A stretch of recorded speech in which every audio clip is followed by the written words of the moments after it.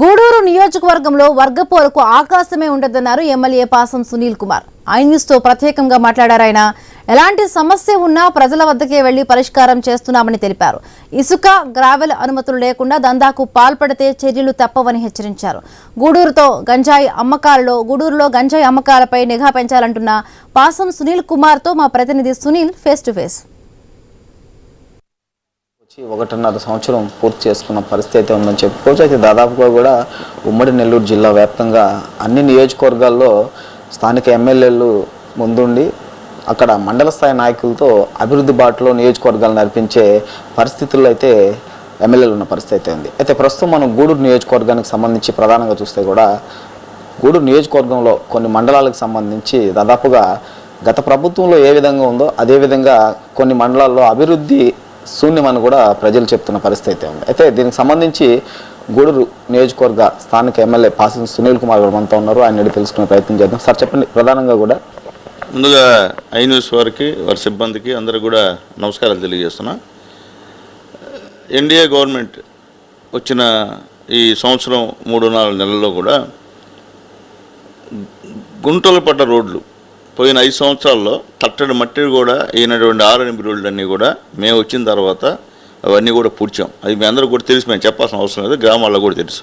తర్వాత మన ముఖ్యమంత్రి నారా చంద్రబాబు నాయుడు గారు, అలాగే మన ఉప ముఖ్యమంత్రి మా పవన్ కళ్యాణ్ గారు, మా లోకేష్ బాబు గారు, అలాగే మా అందరికీ సహాయ సహకారాలు ఈ రాష్ట్రానికి చేస్తున్నటువంటి ప్రధానమంత్రి మోడీ గారి సహాయ సహకారాలతో ప్రతి గ్రామంలో కూడా ఇప్పుడు వరకు 2 టైమ్స్ ఒకసారి ఒక్కొక్క మండలంకి 4 కోట్లు 3 కోట్లు, మొన్న కూడా ఒక తలా 2 కోట్ల రూపాయలు కూడా ఎన్ఆర్ఐజేఎస్ కింద గ్రాంట్ ఇచ్చినటువంటి పరిస్థితి కూడా ఒకసారి మీకు గుర్తు చేస్తున్నా.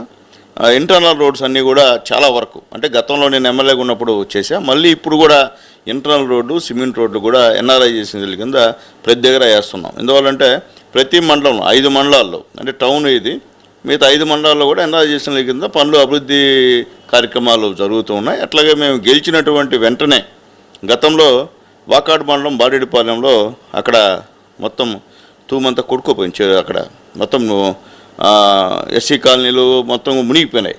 అప్పుడు అక్కడ వాళ్ళు వైఎస్ఆర్సీపీ నాయకులు జగన్మోహన్ రెడ్డి గారిని పిలిపించి అప్పటికప్పటికి పనిచేస్తానని హామీ ఇచ్చిపోయారు. అంతే, ఆ హామీ ఏమైంది కూడా తెలియదు, వాళ్ళ పైసా కూడా నిధులు తీసుకొచ్చిన పరిస్థితి. మేము గెలిచిన వెంటనే అప్పటికప్పటికి మా గౌరవ జిల్లా కలెక్టర్ గారు మా వెంకటేశ్వరరావు గారి సహాయ సహకారాలతో 1,70,00,000తో తాత్కాలికంగా వరద నివారణకి అక్కడ ఆనకట్టేసినటువంటి విషయాన్ని కూడా ఒకసారి మీకు గుర్తు చేస్తున్నా. ప్రధానంగా కూడా గూడూరు నియోజకవర్గానికి సంబంధించి ఎక్కడ అవినీతి కానీ అదేవిధంగా అధికారులు కూడా ప్రజలు ఏది చెప్తే అధికారులు కూడా అదే చేస్తున్నారని కూడా ఎమ్మెల్యే పాసం సునీల్ చెప్తున్న పరిస్థితి అయితే ఉంది. అయితే ప్రధానంగా కూడా ఈ సూపర్ 6కి సంబంధించి గూడూరు నియోజకవర్గంలో ఎన్ని మండలాలు ఉన్నాయో అన్ని మండలాల్లో కూడా అర్హులైన ప్రతి ఒక్కరికి పథకం అందుతుంది. అదేవిధంగా అధికారులు కానీ ఇటు సచివాలయం సిబ్బంది కానీ దీనికి సంబంధించి కూడా ఏర్పాట్లు చేస్తున్నారు. ఎవరైతే అర్హత ఉండి రాలేదో వాళ్ళకి సంబంధించి కూడా టోల్ ఫ్రీ నెంబర్ ఇచ్చారు. అదేవిధంగా దీనికి సంబంధించి ఏ విషయాలను కూడా స్థానిక ఎమ్మెల్యే ముందుకు తీసుకురావాలి. అదేవిధంగా అర్హత ఉండి ఏదైనా కూడా అర్హత ఉండి ఏ పెన్షన్ కానీ అదేవిధంగా దీనికి అమ్మఒడికి సంబంధించి కానీ ఇలాంటి విషయాలు ఏదన్నా కూడా స్థానిక ఎమ్మెల్యే దృష్టికి తీసుకొస్తే నేను వీటిపై చర్యలు తీసుకుంటామని చెప్తున్న పరిస్థితి ఉంది. అయితే పాసం సునీల్ కుమార్ చెప్తున్న పరిస్థితి గూడూరులో నెలకొందని చెప్పుకోవచ్చు. కెమెరామెన్ హుస్సేన్తో రిపోర్టర్ సునీల్, ఐన్యూస్, ఉమ్మడి నెల్లూరు జిల్లా.